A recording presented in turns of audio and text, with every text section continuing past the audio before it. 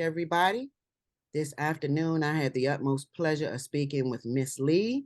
We're going to be discussing her being adopted. Thank you so much for joining me, Leigh. I really appreciate you for accepting my invite. Oh, no problem. Thank you for having me. Of course, of course. Now, before I even go into my first question, I want to let you know how strong I think you are for actually putting your story out there, telling your truth, and standing on how you feel. A lot of people are not able to express their feelings with the thoughts that someone is going to reject them or people aren't going to understand. Whatever the reasons may be, we tend to hide who we are and our emotions and feelings. And so for that, I want to tell you that I think you're a very strong woman. Thank you. Thank you. I appreciate that. Of course, you're very I welcome. don't feel strong, but I just feel like I just live life day by day. That's all you, I mean, that's all you can do. But to those of us that see you, I think you're strong. But I get it. I get it from speaking about your own self. Cause I mean, some people tell me that and I'm like, listen, I'm just out here living, doing my Yeah, best. right. But when you are able to like be that one that stand forward and speak out and put your face out there, that's deep to me. Because not everybody can do that. Most people suffer in silence or whatever they're going through, they like to keep it to themselves. And I think that, or I feel that that does more damage than actually talking about it. I agree. Yeah. I agree. How old were you when you found out that you were adopted? So my mom was like a social worker or a caseworker. So she kind of did everything like, by the book or what would be considered by the book. So like I've always known I was adopted. I don't know what age I was when she um specifically told me for the first time, but I just remember always knowing. So I had to be like super young. Okay, all right. So when you like you always knew, I know at some point, when we're a child, we understand it from a kid's perspective, but as we get older, we start to really understand what that means and may even feel a little, out of sorts where as though you start to want to know where you actually come from a bio perspective. Mm-hmm. So when you started to realize when you started to realize exactly what adoption meant, how did it make you feel? Um, in all honesty, I think that it happened several times. Like, I know that kind of sounds crazy, but it's like, um, every so often something would happen and it'd just be like, oh, okay, that's what it means to be adopted. Like, you know what I'm saying? Just little things like my dad had a huge family. Like he was one of 13. And so of course all of them look very similar. You know what I mean? Like it was like cookie cutter, like the sisters look like the brothers, the nieces look Right. like the aunts, and so on and so forth. So I remember specifically a time when somebody was just innocently being like, "Oh my gosh, you look just like your mom when she was your age," or just small little innocent comments like Uh-huh. that just you don't think about it, and they don't even know that you're even listening. Like, maybe I shouldn't have been listening. Just random stuff that's just like, oh my gosh, like I'll never hear that. Like, you know what I'm saying? Or Right. I wonder what my mom looked like, or I wonder if I looked like my mom did when I was her age, or like like innocent little thoughts like that. So I feel like little epiphanies came throughout the years, just here and there, over and over again. And so, um, say at 7 or 8, if something like that were to happen, in my mind, I'm like, oh, okay, so that's what it means to be adopted. But then at 10, or even like 2 months from Exactly. then, something else will happen, and I'm like, oh no, this is what it means. Like, you know what I mean? So I feel like Yeah. it just happened over and over and over again, and it did that, throughout my life Yeah. until I really finally realized as an adult, and even as an adult, and this is so crazy, even as an adult, thinking that, oh, I'm fine, I had a great life, there's no problem. Things have crept up since I've been an adult that I'm just like, okay, I'm not okay. Like I'm really not fine. Like, you know what I mean? Like it's Yeah. so it just keeps happening over and over and over again. I Yeah. don't know if you ever really truly know what it means. Yeah. I completely understand that. And I mean, that's what I was saying, earlier, because it's like when somebody tells you, okay, they explain it to a child and a child is going to Mm-hmm. understand it from a child's perspective. And then when Mm-hmm. that next age group or in your Mm-hmm. mind starts to develop even more, it's like, okay, like you said, you encounter something different and so forth Mm-hmm. and so on. And so I that's why I question, like, does it ever go away? It doesn't. I can understand that. I definitely can understand that. And I've spoken with several adopted people, and it's all of you all have that same inner conflict, I guess, with not, I don't know if I want to call it a conflict because it's not me, but that same, I don't know, thing always comes back to you, whether it's a question from Hmm. this or this coming in your face, or there's always a There's always something that's yeah, lingering, like, yeah, you don't even know what it is sometimes, but it might be something totally different than it was before. exactly. It's over and over again. It's always So something. so backing up a little bit, so you were adopted as an infant. Yes. Okay. Okay. All right. Now that does make a difference then, because I mean you grew up with those people like that. That's basically what your first memory is them. So, Yeah. and how did they treat you? Like, did they ever make you feel in from your perspective as if you were adopted? No. Did I still feel that way? Absolutely. But they did everything in their power. And when I say everything in their power, like literally, even to this day, like I'm a daddy's girl through and through. You couldn't tell me nothing different. And Right. just, I want to say 2 or 3 days ago, I was at his house and he was like, "No, I didn't make you mad, did I?" Or something. I was like, "No." I said, "Why did I make you mad?" And he was like, "Baby, there's nothing you can ever do to make me mad or make me, not love you." And like, and he's dead serious. Like, I mean, that's just what kind of bond that I have with them because I thought that I was, really, really bonded to them as a child because, I didn't really know nobody else. That Right. was my family. And Right. even to their family, that still was my family. Like they protected me. They made sure people treated me correctly and that, nobody said anything weird around us or they were really protectors for us. Right. But even now and as an adult, it makes more sense to me and it makes it even more special to me because they never had to do that. I hear other adoptee stories and I hear about some of their adoptive parents, and I just could not imagine having to feel any type of, and even people that aren't adopted, having to feel any type of conditions when it came to receiving love from my parents. Right. Like there's never been any conditions ever. It's always been, I'm gonna love you no matter what. That's what's I up. mean, have I felt, the normal teenage feeling or, oh God, Yeah. I'm scared to tell my parents or like, Yeah. yeah, that Right. kind of stuff, of course. But it's Right. always, they've never, ever, ever, ever shunned me, told me I couldn't come back. And I've pitched some fits, like, what I'm Right. saying? And my brother as well, he was a very mischievous person. He put my parents through a lot of stuff, but they Right. never, not one time, made us feel like we didn't belong I ever. love it. No, I love that. And kudos to you all. If you Yeah. see this, mwah, my hat's off to you all. You have my utmost respect as parents because, like you said, I've heard the other side, Mm-hmm. and most of my conversations that I have had with adopted children, I've heard the other side. So Mm-hmm. you gives me, it gives me much hope that there are, of course, a whole lot of you out there that experience the good side because I hope so too. I hope so too. yeah, yeah, because I mean, and like you said, I mean, not only adopted kids, but kids that are with their bio parents get treated bad. So the fact that Mm-hmm. you were adopted and treated no different, that's what's up. That's what's up. Whatever things that you internalized, like you said, it came from you, not them. Mm-hmm. And I Mm-hmm. I commend the family, your extended family as well, for always protecting you all and letting you know that you're loved and you are ours. I have learned along my years that just because blood runs through our veins does not mean family. You know, 100%. so I Yeah. my hats are off to them. I heard you mention us, you and your brother. So there is he your biological brother or he was No. another adopted child? He was adopted. He's about 3 years older than me. He was adopted as an infant as well. His circumstances are a lot different than mine, and I don't even know really much about his story as I do about Right. mine, just because I've experienced a reunion phase in my adoption, and even before, I've always been the type of adoptee or child in general that has just been so curious. Like I always ask questions. I always wanted to know more. I always, you know what I mean. Maybe not about specific things, but in my mind, like I always inquired to know more. And he just wasn't like that. He was always more like, why do you want to know? Like, we got a great family. Like, we got a great life. Like, and we did. Like, Right. we grew up in,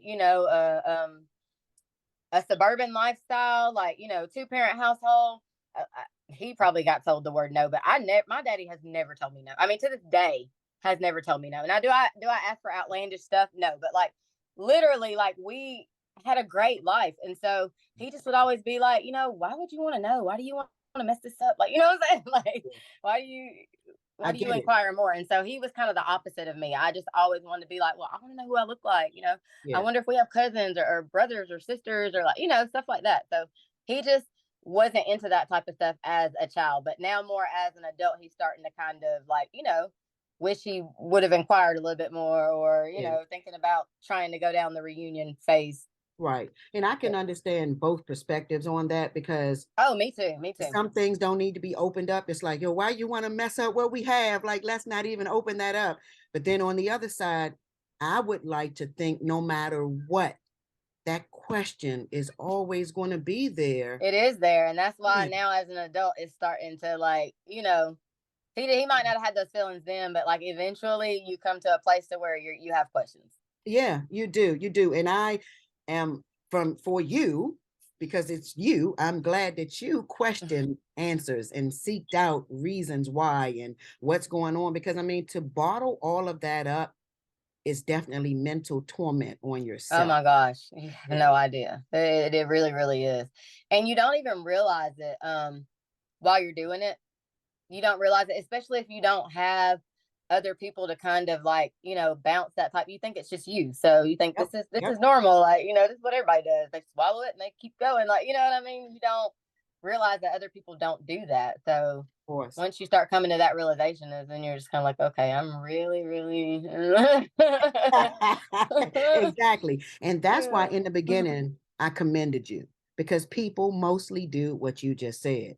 They kind of Hmm. just, oh, forget it, or, you just leave those questions in your mind and they don't go away. It becomes, They you really start don't. to have mental issues Yeah. because I mean, we need, everybody wants a sense of belonging and to know, even if you did have a loving life, there's probably a part of you that wants to know where you actually come from, Hmm. because there's a sense of not knowing who you completely are. If I'm assuming this, Oh yeah, but, no, no. A lot of I'm adoptees have like an identity crisis, and it just repeats itself over and over and over because it's almost like you become kind of like a chameleon. You yeah, don't really know what I mean. After a while, you realize like, oh my gosh, do I even really like this, or did I like it because so and so liked it, or was I yeah, just jumping on the bandwagon because that's what everybody else was doing? Because sometimes as an adoptee, you just learn to blend in. You learn exactly, to do what everybody else is doing so that you don't look normal. I mean, you don't look weird. You exactly. look normal like everybody else. And Yep. one day you all of a sudden think, oh my gosh, I don't even like this kind of stuff. Like, you know what I'm Yeah, saying? Like, I need to figure out what I really like. And yeah. it's So so true. And that can like I said, wear you down over time if you oh don't yeah. actually deal with it. And so I definitely am glad that you were one of those that seeked information and wanted to know these things. So did you find out, first of all, have you, because I'm assuming you did want to seek out your bio family. Have you Yes. found them? And if you have, what has it been like? Yes, I did find them. I found them back in 2016. That was a crazy emotional roller coaster just to get to the point and even being able to find them. So it was like looking for a needle in a haystack. Yeah. Um, they ended up being from almost 800 miles away, Philadelphia. Like, you know what I'm saying? And I live in Georgia, so Right. um, it's a long way away Yeah, it is. to find somebody like that. Yeah. So yes, I did find them, and we were able to kind of reunite. My mom has since passed away. I got about 2.5 years with her. Okay. I found out a lot of information that I had always wanted to know. I was able to hear things from her that I'd always wanted to hear. Like, we were in the beginning doing messaging, and then eventually we're on the phone. And the fact that some people will never get the opportunity that, and I know I sound like I'm getting choked up because the Let me fact say that some this. people will Let me never get touch that it. opportunity, Yep. like, Yep. And you know, let That me blows cut you me off. away, and I can never imagine going to my grave not ever getting to hear the words that she said to me. Like, it's not your fault. It had nothing to do with you. You know, I did what was, you know, just finding out the details. I don't know how I could have lived in the black hole that I was living in for the rest of my life. I don't know how people do it. And for the adoptees that haven't gotten their reunion or are still searching or maybe never ever will be able to, like, I commend y'all. Like, y'all are some Yeah. strong people. Y'all Are think that they? people like us are strong, but no, like, Are to they? never know where you come from, or even worse, when I was searching, or before I kind of started the search for really, really searching, um, I was a part of some groups, get something to wipe my face. I'm sorry. Of Oh course. crap. You can walk away if you want. Hey, we keep it real here. Don't you know? Hey, you know But that to before me that I it shows your before true I love started and searching or passion. made the real decision to search, I was a part of some groups, and man, there were some really messed up stories. A lot of adoptees got doors slammed in their faces, got told to leave them alone and to never contact them again, or found out that they were like the product of incest, or found out that they were the product of rape, and that, Yeah. you know, the family didn't want to bring up those bad memories, or, like, you know what I'm saying, like, Mhm. as an adoptee you're literally treated like as a pawn. Right. Like, your feelings don't matter, like, Right. you're not even a real person, really. Right. Like, you don't deserve to know. Like, who is somebody to tell you that you don't deserve to know where you come from? Yeah. Yep. You know what I'm saying? Like, so what that they were the product of something that maybe wasn't the best years of your life, or it Right. wasn't the best memory. They still deserve to know where they come from, and that they even have family in general. And that's one thing I really respected about my birth mom. Like, the fact that she was able to stand up to her family. And I don't mean stand up to them like in a bad way. Like, I don't know what type of um relationship that, you know, that they had, but Mhm. when I say stand up to them, I mean, like, for somebody to find out a deep dark secret that you never ever ever thought that somebody would find out, for it to come from the grave basically, Right. and everybody to possibly know about it, and you to eat it and face it head on, like, Right. that's the bravest. I listen. She ate it, and she literally introduced me to her family. This is my daughter. This is my baby girl. I the most like her. The, Ain't that the most something? like her out of, listen, I have two bio siblings. They're both girls. Uh-huh. And so there's three of us. We have the same mother, we have the same father. Our parents were married.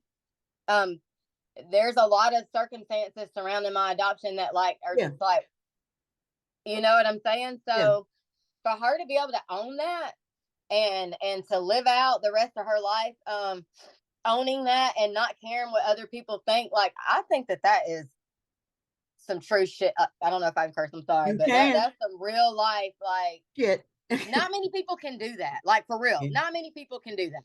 You're right. No, not many can do that. And like you said, from your perspective or the adoptee's perspective, even going through that search and doing all of the legwork it takes and getting the door slammed in your face or just made to feel as if, as you already may have felt unwanted, for some, you know, some are just seeking out who they are and not getting those answers because the door is shut in their face. That sends you down a whole nother path of Listen. unwanted or you know, Listen, you, no yes, yes. belonging. Yeah. So I definitely get it. And I, again, got to commend her as well. I commend you as well for letting you know the what's and the whys and what things really are and what they were. And like you said, accepting you in and saying, this is my oldest daughter. You know, here's another one. Because No, we, I was the baby girl, the oh, you youngest. were the youngest. Yes, ma'am. I thought you were the eldest.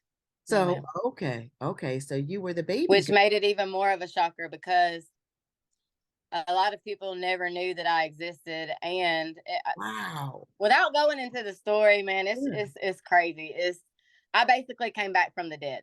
The people that did know I existed, they were told that I died at birth. Hold up now. No, no, no. I do want to know that story if you have a little time with it. So hold on. So you So, okay, so you're born and the family was told that, okay, because of course they've seen her pregnant, of course, probably. Not all of them, no. Okay, so we'll Oh, back up. So yeah. my parents were married. My dad was in the military. He was stationed down here in Georgia. When they left Philadelphia, they had two children. Me and the dog, me and my sister that's closest to me in age are only about 13, 14 months apart. Okay. So we're really close in age.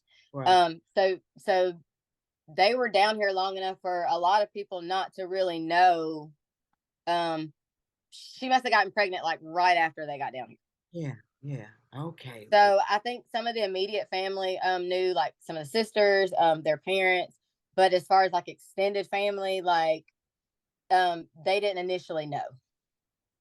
Wow. So now she has you, and once everybody finds out or whoever knows, you're told that I'm sorry, she told everyone that the baby did not survive.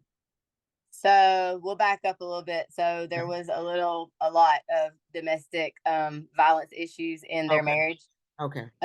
My biological father was very controlling and, by most accounts, not a very nice person. Okay. Um, he pretty much kind of blamed her for being pregnant, like whatever. But yeah, Yeah. so he told her that he didn't want any more kids and that he was dead serious about it. And I guess her being, being that they're married and that they have two kids together, you don't really think like you think, well, when the baby gets here, it's going to be fine. Like, you Yeah. know what I'm saying? So that's pretty much, I'm guessing, the type of mentality that she had. And, throughout their pregnancy, he was abusive towards her, physically, mentally, the whole nine yards. And um, right before she gave birth, I think her sister and his sister came down to kind of help with the kids. And so even then, she's still thinking and still has hope that she's bringing a baby home because they said that there was baby stuff there. Like, you know what I'm saying? So she had bought stuff. It just wasn't like set up like what you would think when somebody's about to go give birth. Okay, well, why isn't the bassinet set up or like, whatever? It's Yeah. there, but it's just still in the box. So apparently, he basically told her that, like he said, he didn't want any more kids, and if that she wanted to continue being a family with him and keep her other two kids, that they were gonna have to get rid of me. Okay. Okay. That he was gonna set everything up. He was gonna make sure that I was adopted into like a military family, and that I was probably gonna go overseas, and yada yada yada. Like everything was gonna be fine. Right. So he in turn let the nurses put me on her chest for maybe like a minute, and then was like 30 seconds to a minute, and was just like, okay, take her away. And then she never got to see me again. Wow. So Wow. instead of him actually setting me up with a military family to be adopted and to be whisked away with a great family Uh-huh. overseas, they signed me over to the state of Georgia, and I went to foster care. I was not immediately adopted out. Oh, At okay. 2 days old, I went to a very, very sweet family, my Okay. foster family, Okay. and they kept me for about 3 months. And they, in turn, are the ones that gave me the nickname Tammy. Ah, My that's where my I was wondering where that came from. Okay. They my called you mom, Tammy. my biological mom did. She wasn't able to name me, and so she named me Tamara Michelle after her because that was her middle name. And I'm not sure, where Tamara came from, but yeah, that was my name. And so, when they brought me home, they just nicknamed me Tammy, and it stuck for them. And even to this day, like it's so weird.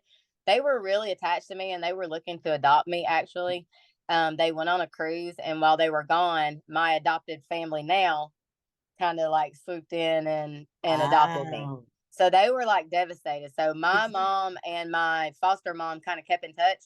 And so every year I would go and visit them during the summer for like maybe like 3 or 4 days or something like that. And it would just, I loved them to death. But let me tell you, it would kind of freak me out because they would have like school photos, recital photos, because I was in like all kinds of activities, but they Right. would have all these photos like lining their living room or like dining room as if I lived there. And I'm like, in my head, I'm like, how did they get? Because I didn't know then that they were like, Right. Right.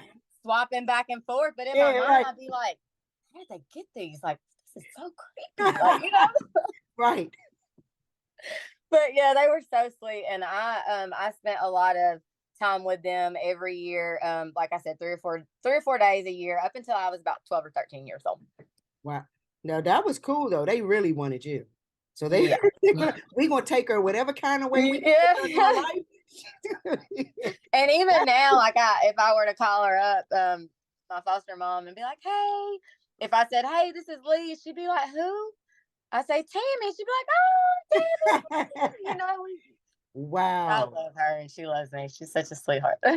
I love that because I mean, to hear the good side of adoption, it really helps because there was a young lady or is a young lady that we've been back and forth that's supposed to be a guest, and her experience, I've spoken with a lot of them with bad experiences, but this particular one, her view of adoption is as if you're a piece of property, and this is how she was made to feel, as if she was a piece of property. We paid a lot for you, you should be thankful type of growing up or And you childhood. know what? A lot of people have that view. Yeah, A yeah, lot of people have that view of yeah. adoption. The stigma that surrounds adoption is, especially from an adoptee perspective, is shut up and be grateful. Like, what do you have Yep, to complain about? yeah. Why are you complaining? You got a family, don't you? I Whether it's a know. good situation or a bad situation, nobody really wants to hear what's really going on. Like, Exactly. seriously, nobody wants to know the real truth. And I've seen that. Thank God I got to a good home. But like, I know so many other people now that I'm an adult that didn't. And like, oh my gosh, just the thought of it. I've heard so many horror stories, like Yeah. literal horror stories. Yep, and there are so many horror stories, so it warms my heart to hear yours. Do you keep in contact with your bio family now? Your sisters? Not really. Okay, okay. So it wasn't a Um, happy reunion.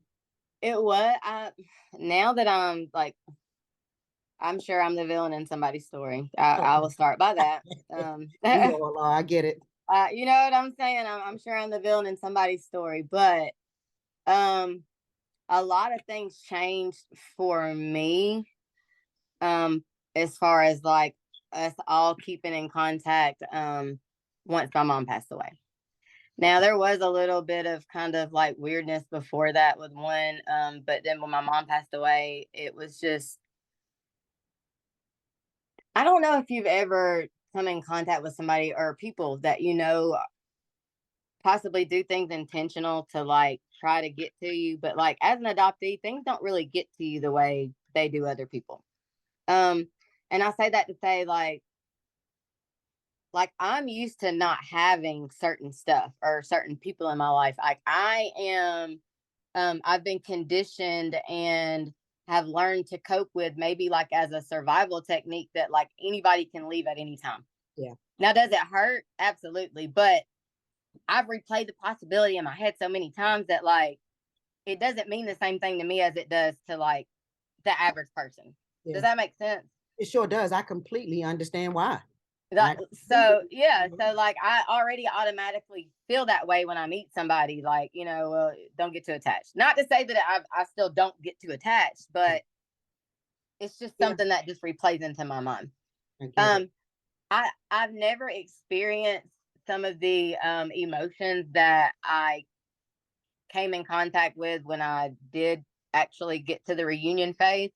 I think in my mind as an adoptee, I felt like once I find my family, all of the bad stuff will go away. All the bad Yeah. thoughts, like I'll Yeah. be fine, I'll live Right. happily ever after. Like, Yeah. why I would think that, I don't know, but like I did. And I'm ashamed to say that. But like in my mind, I literally, now looking back, like what an idiot, thought once I find them, they're gonna like, I'm gonna be the missing piece of the puzzle, then just put me right in it, and then we're gonna be complete. And like, yeah, I Right. don't know. Like, I don't know what I thought was gonna happen, but like, I get that. and not to I say that that yeah. didn't kind of happen, but once my mom was kind of gone and out of the picture, parents make people behave. They do. We'll just say that, and with any kind of relationship, when your parents pass away, the siblings kind of just start doing, their own thing. Yeah. Whether it's what I don't know. I don't know what I'm trying to say. I'm just saying I'm not trying to point the finger at people, even though Yeah. I mean, But yeah, but I got you. I got you on that. I got you. No, and I mean it's true but you because know, some people might say me, but I don't know how. But yeah, anyway, so yeah. like at the And you know funeral, like what? long story short, It it could be was a little bit of both. kumbaya. Everything was great. And I found out once I got there for the funeral, or for the celebration of life, that one of the sisters was upset that I was got named as part of the life insurance policy. Like, and I literally had no idea. And I remember having conversations with my mom before she passed away because we had gotten kind of close. I mean, we didn't talk all the time, but we tried to talk, at least several times a week.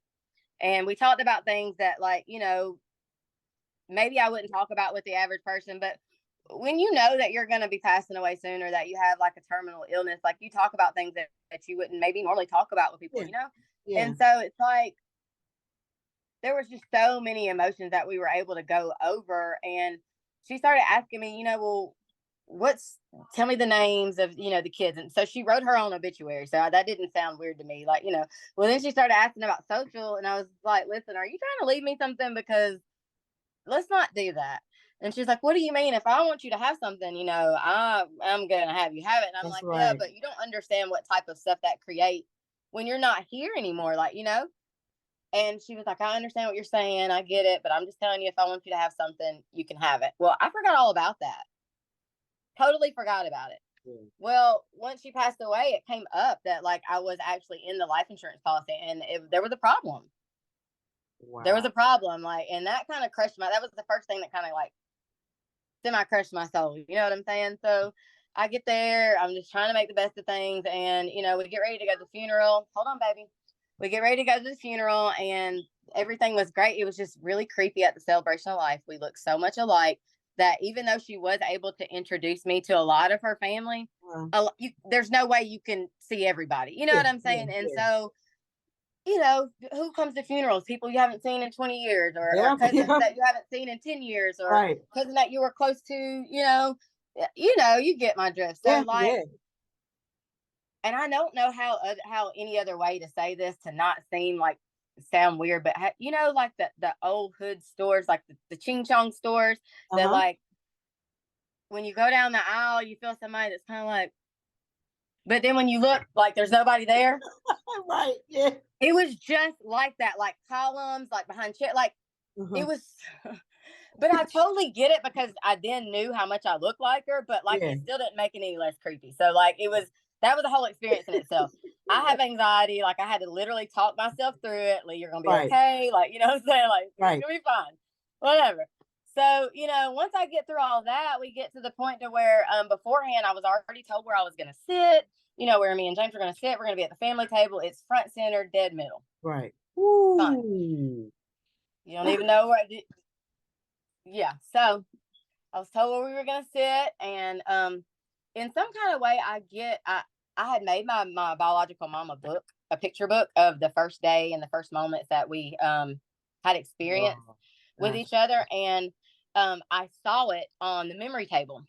So like once I saw that, that was the first time I had seen it since I'd given it to her. So wow. like I went straight to the table and started looking through the pictures where apparently life went on around me, and once I realized and came to, somebody was saying, "Hey, it's time to sit down." I look up, and like me and my husband are the only two people that are not sitting, like we're like sitting down. So like, yeah. So I'm like, okay, it's dark in here. It's okay. Like you can't even see the faces. Like it's okay. I had been crying so much that my contacts were Right. blurry anyway. So like, Right. I'm walking up towards the front. I know where my table is. I sit down. Hold on, baby. I'm sorry. Okay. I sit down. I'm trying to hurry through this. Okay. And I don't sit down yet. When I'm about 6 feet away from my table, the sister that does not too much care for me, I already knew didn't too much care for me. I see her stand up and usher one of my aunts to my seat. Mm. And so I'm just like, oh, okay. Like, I don't know. I'm confused because my other sister had already told me that those two seats were mine and my husband. So there's two Exactly. seats right there. But she ushers one person over to where now there's only just one seat. So once we get there to the seat, um, I just kind of looked at everybody, and everybody just like, I literally remember looking at each person at the table one by one. Uh-huh. And one by one, them making eye contact with me and then going, so like no words were said, Yeah. but words were said. Of Does that make course. sense? Absolutely. You could So feel it. like in my mind, what was said was, she's gone now. You're not family. Like family. What do you need to be at the family table for? Yes. Okay. Because in my mind, like who doesn't let a child sit at their parents' family table at their funeral? Like Sure. if that, God forbid, were to happen to my brother or sister, like I would get up and let their child sit there because Of that course. it maybe it doesn't mean something to some people. I don't know. Maybe I'm just But I'm being glad it weird, does but to like you. Because it would to me. eh, So I'm sorry, y'all. I would do what she would do. I mean, some out there would do what your sibling did, but that wouldn't be me. I mean, it's definitely not the child's fault, and you are our sibling. Period, point blank. Whether mommy's gone or not, you're here now. And if anything, I would feel that there should have been some embracing and some, well, I thought there was before that moment. yeah, but until she's gone, like you said, mommy can keep everybody under, keep everybody behaved in the right way. Until she's gone, then we can do what we want and show our real self. So I So just remember like feeling I cried for the rest of the funeral, not only because she was gone, but just because I felt like the whole illusion of yeah. I can't I don't know the right words to say. Like Oh, I totally get it. And that's that you feel let down. And I want to say again, in a sense, because I mean, I thought I was gaining my, another a piece of me. That is, your blood runs through their veins. So I get that. If at any time one of your sisters see this, she had nothing to do with any of the circumstances. And although you all have your feelings as well, she really was in party in all of this. And maybe personalities may clash or whatever, but you're and we've talked since then. I don't that wasn't the end of our so escapade. Like good. me and the oldest sister have had a relationship since then. We just in I'd say in the last 2 to 3 months have kind of like not really been talking anymore. But me and the middle sister don't really talk since the funeral, Yeah. really. And I mean, it's there's probably some type of jealousy somewhere.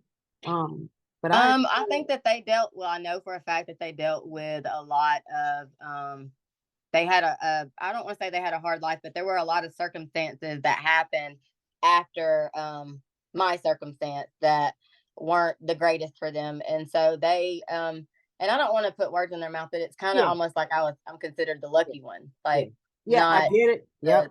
the Because of the father, and because of the but circumstances in the home. I'm pretty sure the home life could not have been a positive, loving home life, because if there was some type of abuse, physical or mental, the same, or actually the and mental. I'm sure that, of course my mom made the best of it and she was a great mom as far as I've been told and that I know.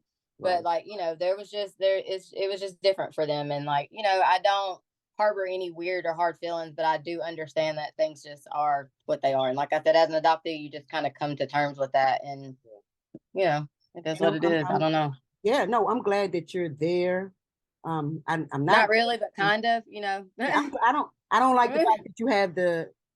I mean, I can't control it, but I hope that that'll change at some point, because I do get it though. But to live with that thought that they're probably going to be gone anyway, so I even, I don't think that's a good thing. But I definitely No, but understand how it it could. definitely prepares you Yeah, I for get a it. lot I more get than it. what you would normally be prepared for. So it still Yeah, hurts and it sucks and comes I in know. waves and stings and I cry about it sometimes. But guess Yeah, what? Do you know how far I've come? Do you know how many people have would have like, dude? I've experienced things that some people would never even dream of experiencing, and I'm choosing to take the latter side and just be grateful for it because things could be way worse. None of this could have ever like I couldn't have known a lot of the answers that I've known. So I'm choosing to be grateful. I'm hurt.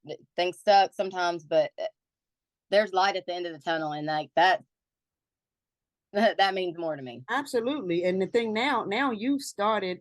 You have your own family tree now started. You have 4 boys Amen. that are going to sprout your own family tree, and Amen. out from here on out, it's going to be that depending on the circumstances, because I'm glad that you got to get answers from your mother, but you now have your own family that you're growing that's going to have a story to tell for you, Absolutely. And you listen, know, I'm trying to write a book. Like I cannot wait. Listen, it's going to things happen. are about to happen. We'll just I say mean, that. and you need to write that book because I'm going to be a buyer. I got you.